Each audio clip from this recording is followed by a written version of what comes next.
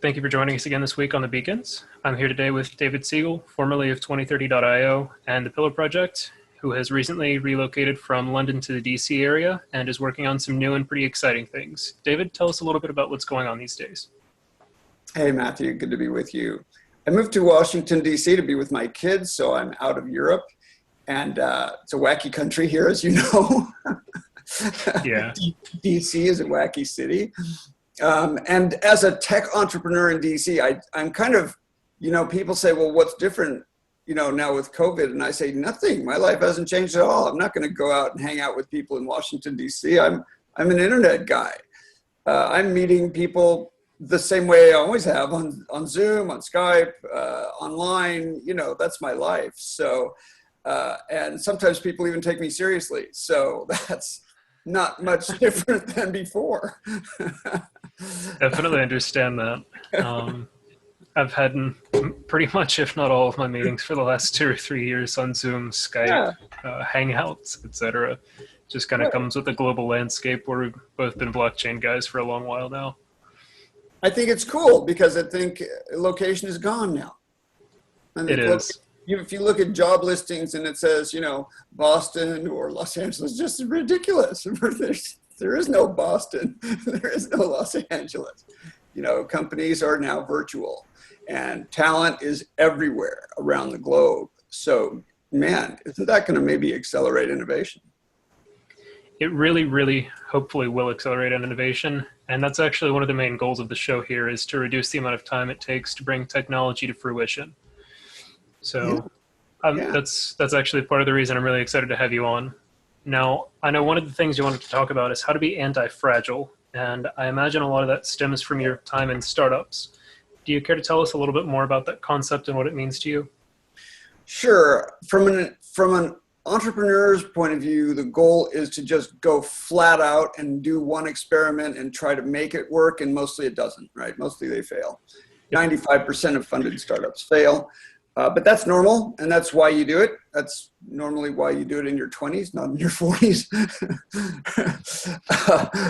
So after you go around the washing machine a few times, you're kind of done with that. But the goal of the investors is to not lose everything. And so it's the other side of the table is very different. And whenever you have a company or you have a bunch of money you want to invest, you really have to look at the portfolio and not the individual things. It's a bit like Moneyball, where they looked more at which players could play well together in the different positions rather than getting a bunch of stars who were the best at each individual. That's what you don't want. That's more fragile. So the concept of anti-fragile, and this is fun anyway. If I send you a package, I want to send you something, and it's a teacup or it's so it's a little pretty thing in glass or something. So I'm going to write fragile on it. It says, do not drop, do not jostle, do not treat, handle carefully, right? But if I wanted to send you something that's anti-fragile, then on the package I would write, please drop, please kick, please handle roughly because it benefits from extremes or from volatility, right? So you want to make, so entrepreneurs should be in the volatility business doing things that have tremendous upside. And this is true inside companies as well as startups. You want to do things that are high risk and have a big payoff if it works. And if it doesn't, well, you shouldn't be surprised. But if you're a company or an investor, you want to look at a portfolio where a lot of small, high risk, high reward investments can actually come out fairly smooth because a bunch of them are going to die. And you also know that no matter what the conditions are, some will thrive.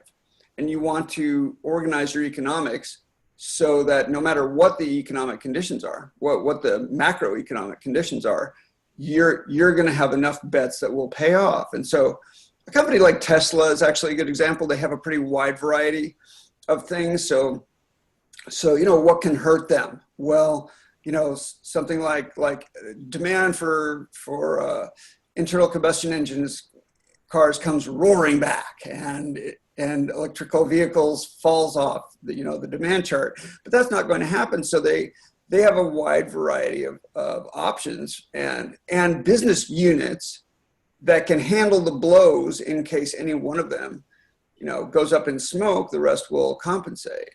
And that's what you want to look at a portfolio approach to any company's, endeavors. That makes very good sense. Now, But speaking on by the, the way, it's very hard, right? It takes statistical literacy. You can easily believe that you're long volatility and then get killed by something like COVID. I have been talking about for years companies. I even mentioned pandemics in one of my articles, that there are things with a very small chance of happening that can kill your company with a very bad outcome, very large impact. And these black swan events are something even if they have a small chance of happening, if there are enough of them, one of them is going to happen. You just can't predict when. That doesn't mean you should be surprised when something really bad happens. You should have a roadmap or a dashboard where like 80% of your day-to-day stuff that's sort of ticking along and you're tending everything, normally that's fine, but the other 20% you have to pay more attention to than 20% because it has the chance of having the biggest impact on your whole portfolio. yeah, these, like you said, the black swan events, there aren't a lot of them that have any really substantial chance of occurrence, but there are essentially an endless number of events that could occur at these tiny chances. So if you're not prepared for some form of disaster to happen, be it pandemic, or let's say you're based in Silicon Valley and an earthquake wipes everything out, you lose your data. Or a recession. I mean, we had one in 2008, Exactly. 2009 that killed a lot of companies, and bad things can happen. And so someone asked me, well, what does a leader look like now? What are the right characteristics of a leader? And I said, a good leader has already prepared for this. And 6 months ago and 12 and 24 months ago was saying to anybody who would listen that we need to be, more anti-fragile. We have to prepare for future volatility because that's the future. The future is going to be more volatility, not less. As the world becomes more and more connected, our economy is going to be more and more volatile. Yep.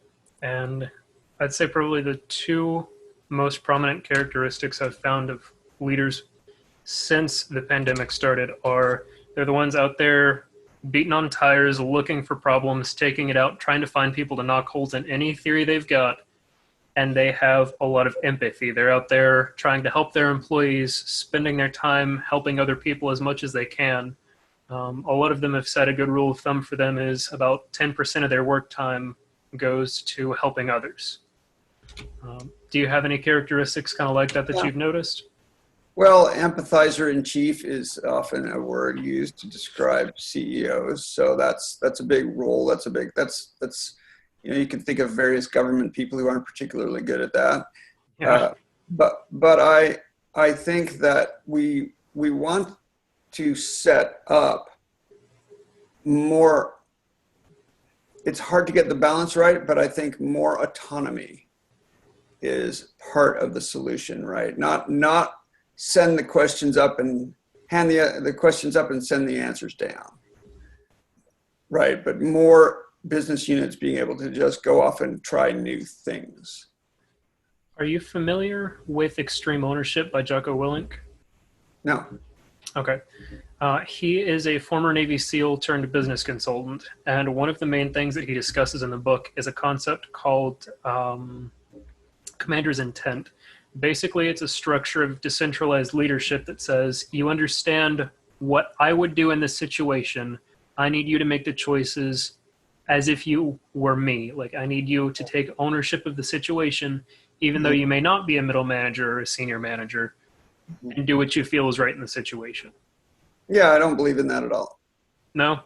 No, because why should I make my decisions as if I were him? I'm not him, and that's good. That's why you hired me. You didn't hire me to be a robot. That's right? Absolutely true. You're right. You're not looking as much for culture fit as you're looking for culture stretch. Okay. Right? right? So if kind of one way to think of it is that the culture of a company is a ball. Then if everybody is too much like somebody else, then the ball gets flat on one side, right? You want to kind of keep the pressure up by having enough different dimensions of thought and leadership style Okay. and experiments, so that wherever it goes, and I don't overly rely on analogies, but wherever it goes, you have more surface area, facing any given particular problem than everybody's trying to figure out what the CEO would do. that would, to me, that'd be less surface area. Right. That's why it's really important to watch out for your cognitive biases, because you're not likely to hire a woman or a minority or a short person. You're most likely, no matter how rigorous your process is, you're most likely to hire someone who is like you. No, And I know we've you seen talk. it over and over. I know you talk a lot of the time about systematizing. This seems like one specific instance where that would really come in powerfully. There are so many systems, and it's so hard to actually do them. It's easy to read books about doing them. There's a fantastic book called Employees First, Customers Second, which I love. The book is fantastic. You talk to people who work for that company, and they say, not so much. It's really hard to do this stuff. So putting systems in place that really encourage the autonomy and the experimentation. A book I would really recommend for people is called Randomistas. Randomistas is by Andrew Lee, who's a member of parliament or whatever they have in Australia. And it's about the things you think are probably right. If you validate them with randomly chosen placebo-controlled trials or randomly controlled trials, you mostly find out that your intuition is wrong. That the stuff you think is going to work rarely does in the experiments. And I'll give you a great example. There's a company called Tom's Shoes. You heard of Tom's Shoes? They're a social good company. You buy a pair of Tom's shoes and they send a pair of free shoes to a kid in some developing country.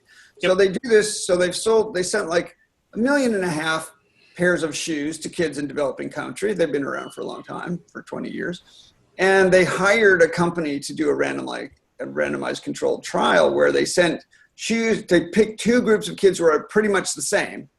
And then they sent shoes to one group and they sent no shoes to the other. They didn't do anything, but they had a control group. Right. And after, 2 years of this or something, they learned that the kids in the shoe group did not have better foot health, did not exercise particularly anymore, just a tiny, not significant amount more. And they didn't have better health overall at all. So all those things were the same, but what was different was that the kids who received shoes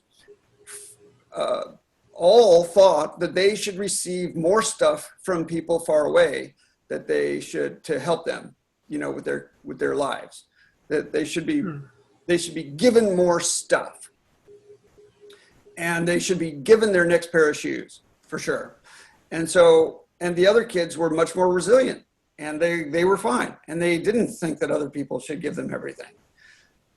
So they changed. They stopped sending shoes and they started sending like prescription glasses and, operations and things that kids really needed to level up. Right.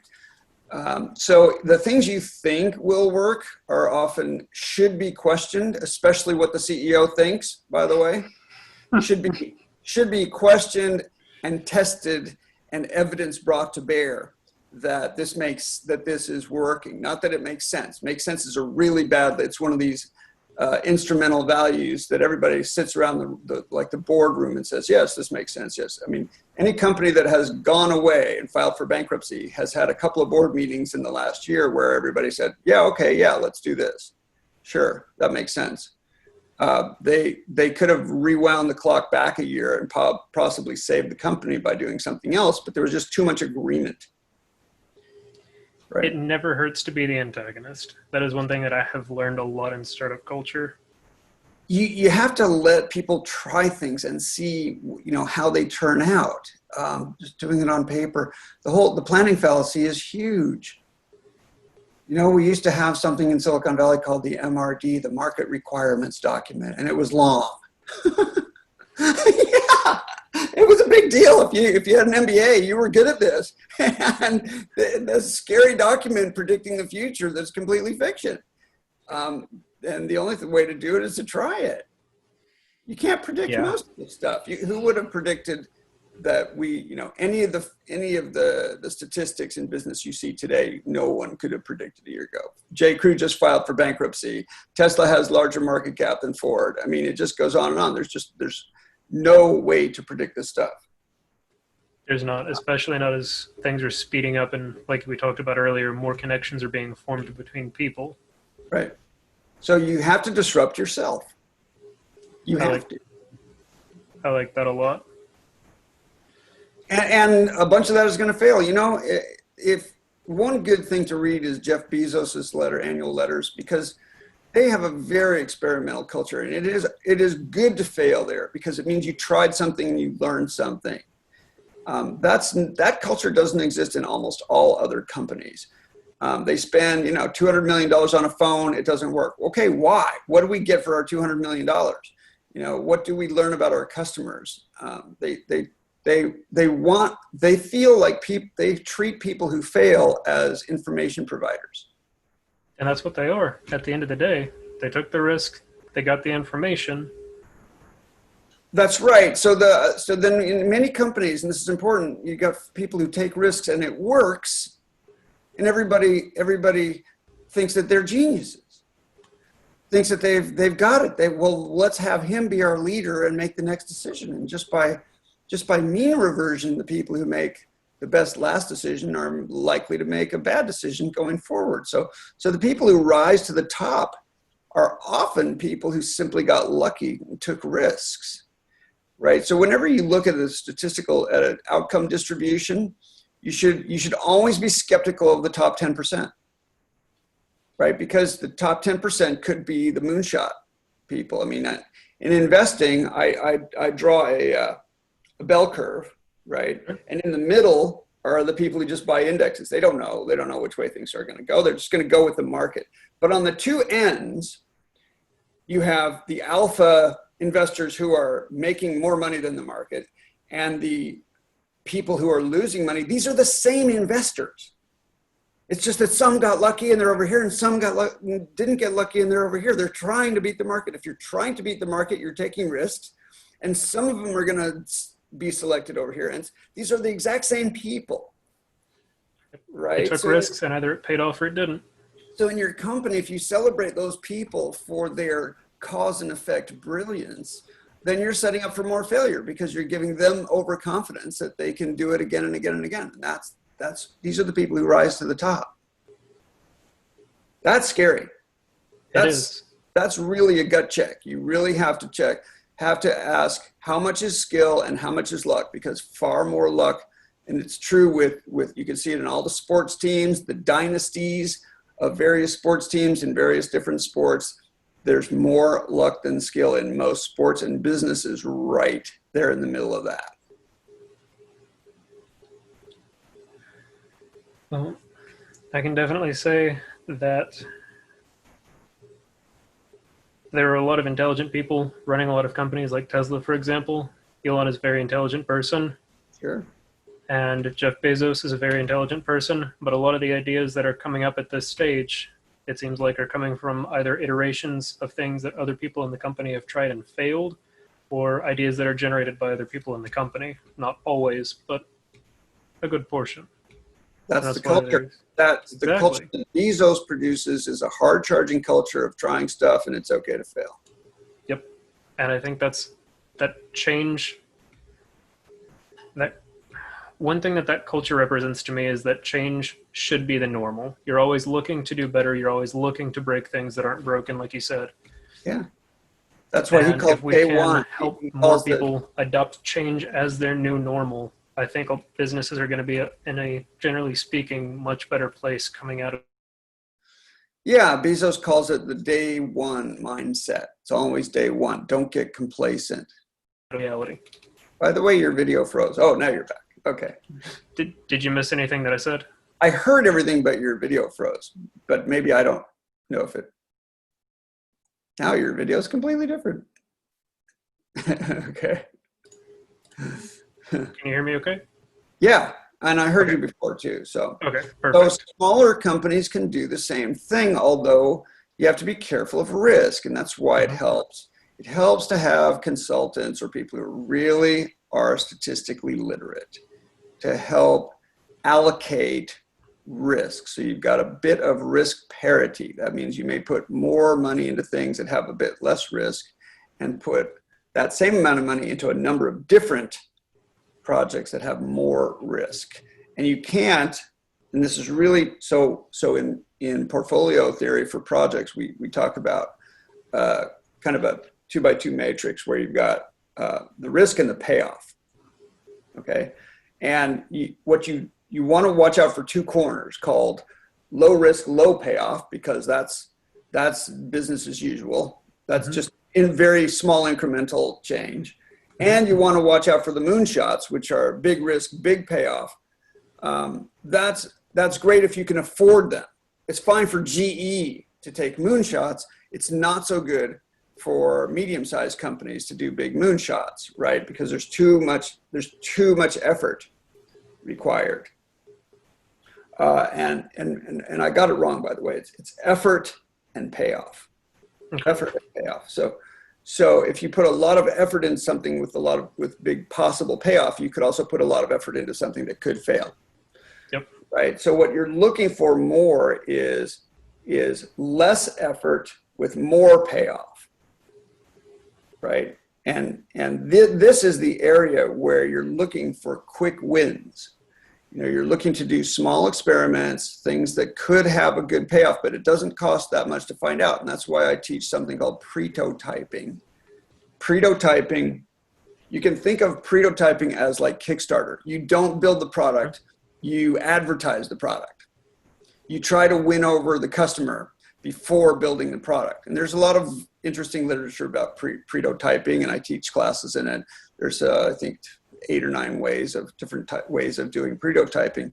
But you try to make the sale before you build the product. And if you can make the sale, then you might disappoint some people and say, well, we don't have the product right now. But you've learned a lot if they've paid for it, if they put their money up for it. So it's not focus group.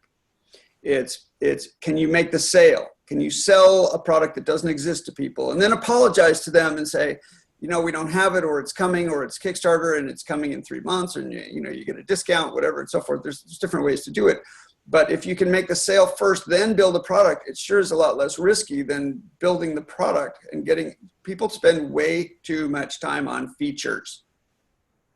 This feature is going to be cool. If you think, the feature of your mobile app for your next version of your mobile app is the one that's going to make a difference, realize there's 2 million apps in the App Store.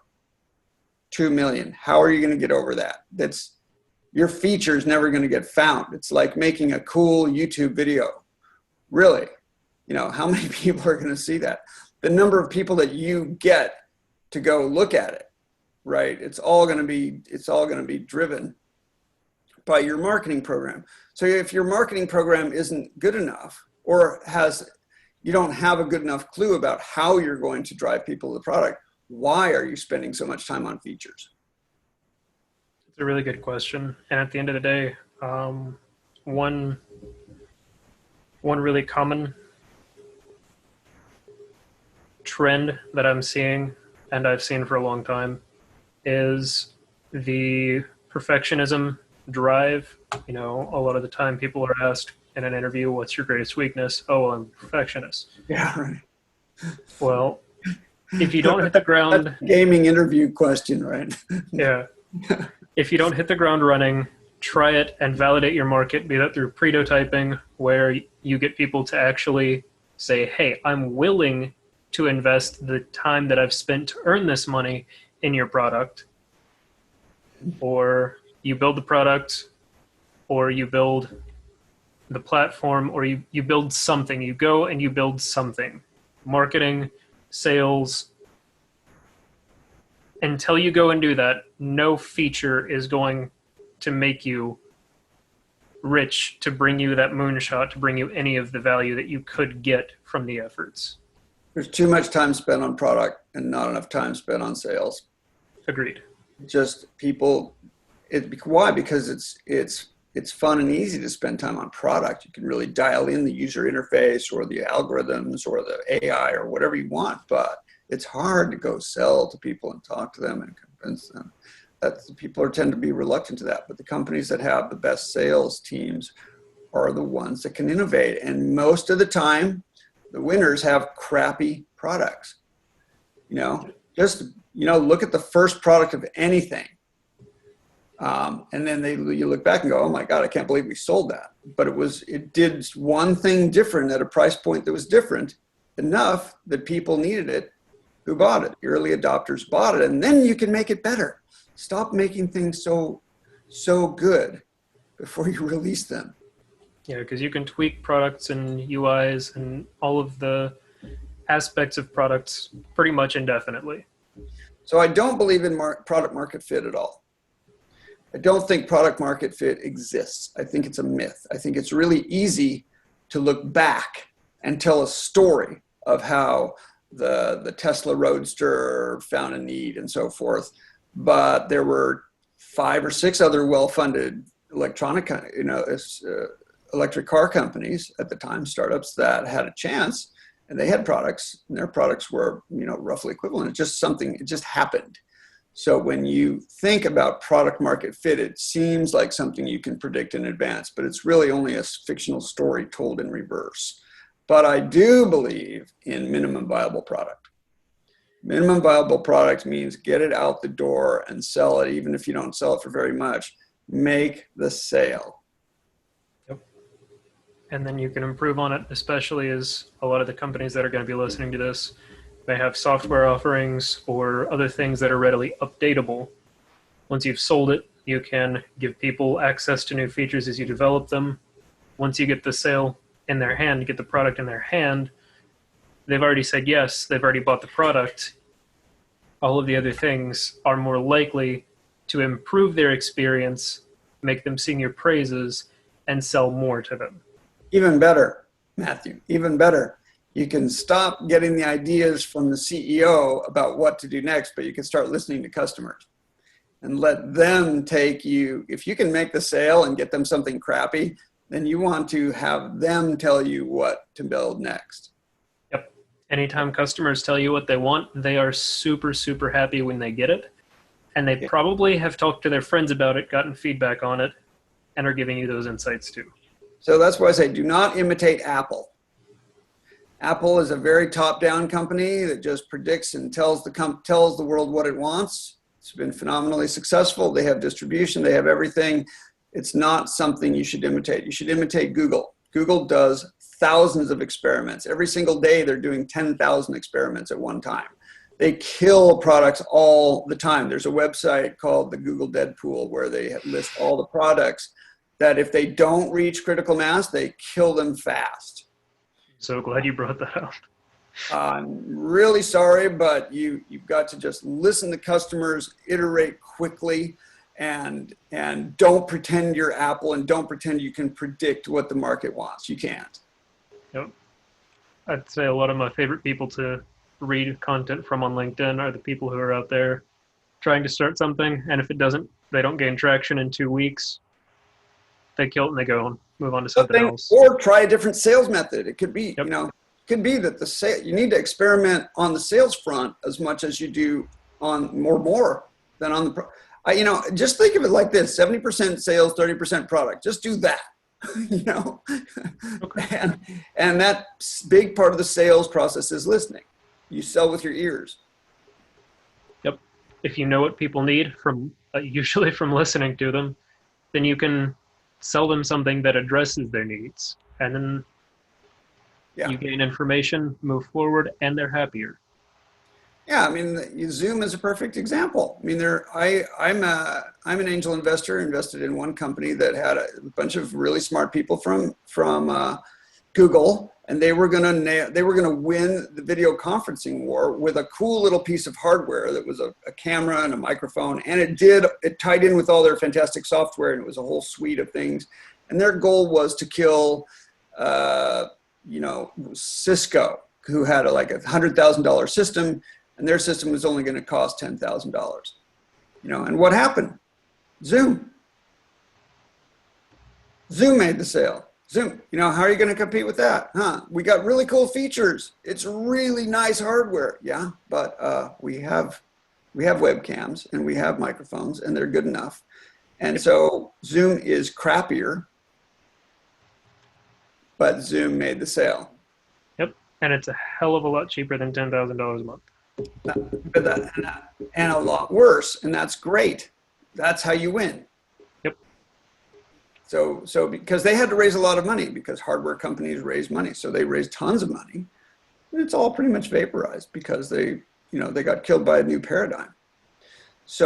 So be really aware that your next big win is probably going to come from someplace that you have a hard time imagining, and listen to outside voices and take the outside view rather than the internal, we know what we're doing view. And COVID has really struck this up. I mean, COVID has really shown, if you're in a demand shock like we are, your customers are gone. What are you going to do? Well, the first thing that comes to my mind is and I really hate to say this, I'm just being super realistic, is you've got to drop your expenses as fast as possible, because this is not coming back and going back to normal like certain presidents of the United States say. It's going to be long. It's going to be hard. We could find out that people have long-lasting effects from even, there's all these, I know a bunch of people who've had it and they're fine. They lost their sense of taste and smell for 2 weeks and now they're okay. Yeah, but we don't know 5 and 10 years. When you have a retrovirus that you build immunity to, there are cases of retroviruses that can, come back, that are dormant for a long time and can cause real problems. We don't know, right? So if there's a lot of uncertainty, then don't count on something repaying your current investment in staff and fixed costs, because it might not. So reduce your burn rate now, because this is going to be a long, long fight. A lot of the more prominent economists that I've followed in my LinkedIn newsfeed, that's my only source. I don't go to like Fox News or anything. I listen to the projections I get through a professional network. Yeah. In no small part. That's another conversation. Yeah. Yeah. But a lot of people are expecting at least 12 to 18 months after the virus is gone to recover in terms of economics on this front. It'll never go. It'll never go away. It'll always be with us, and it continues to mutate. And so guess what? We have that's called the flu. It's just more dangerous, kills more people. And so we're going to be living with it forever, and its mutations forever. So there's no timeline. There's new realities where there's big resets in almost all industries, and you can't ignore them. You've got to take your costs down and start looking for things in the post-COVID world that you can make money with. Because, holding, like the airlines, imagine you're the CEO of an airline, right? Well, we'll just hunker down and wait till it comes back. That's a strategy. Okay, fine. Then you can declare bankruptcy in 6 months when you can't pay your debt anymore. Or you have to look at the new reality and say, there's going to be 80% less travel for the indefinite future. Now what? It's a relevant concern. I know some airlines have started hauling freight with stripped out 747s, and that's one option. Up to the demand of freight. Sure. Exactly. Sure. Exactly. That's still 80% of airplanes on the ground. You've still got to find other solutions, other things you can do. Right. And I think business travel is one good example of something that just is not going to come back. It'll maybe 80% of business travel will never come back and 20% will. And maybe that's a better world. Maybe that actually turns out to be a good idea. And we have better and better tools for managing those relationships and those kinds of online events. That's a new company that I'm starting to help people, because events are awful. Because you fly to Orlando and you stay in a lousy hotel room, you're away from your family for a week and you eat bad food while you listen to some panel discussions and go to on a little, boat ride in the evening. Yeah, exactly. That's just tradition. That doesn't, we're now going to have online events where we're gathering data and learning what works. And in the future, to have a business meeting, a physical business meeting, you're going to have to clear a pretty high bar, because our tools, just like Zoom, are going to get much, much better. And we're going to know much more about how we should spend our time. And it's probably not going to come down to getting on airplanes and staying in hotels. Nope. There are a lot of old world kind of legacy and efficiencies, like these 8,000 person conferences, where you do it once a year just to stay up to date with your industry, but you don't really learn anything. Nothing really changes when you get home past like 2 weeks. You can read it. Are you going to the conference? No, I'll just read about it. What? It's 90. You're going to get 90% of the value. The only reason you actually go to any of these things is to maybe meet some people and get some chance encounters that might give you some new avenues for sales. But now we're going to be able to do that online. Yep. So I think trade shows may still. Yes. Yeah. Look at CES. Should they have CES in January? I've thought about it a lot. I think yes, they should. They should do it by invite only. There's only going to be 2,000 people instead of 70,000, and the rest is camera crews going around filming everything, and the CES is actually on video. That's your CES. Now, the year after, maybe there's no CES, because maybe you can get that same camera footage, in a different way, or good enough camera footage in a different way. So goodbye, Las Vegas. And it could easily be much better. That's the point.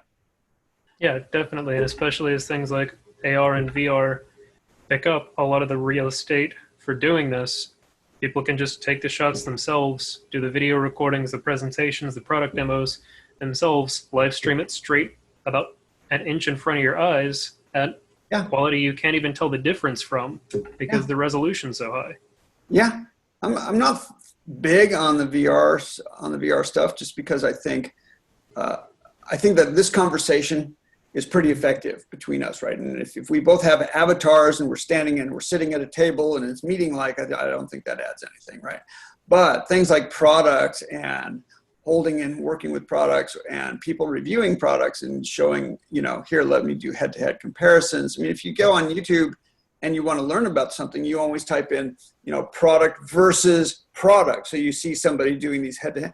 That's where the real value is. And that's not going to be at TES. That's not going to be in a trade show. That's all marketing. Marketing can just go online. We don't have to do in-person marketing, right? What should happen in person is more of the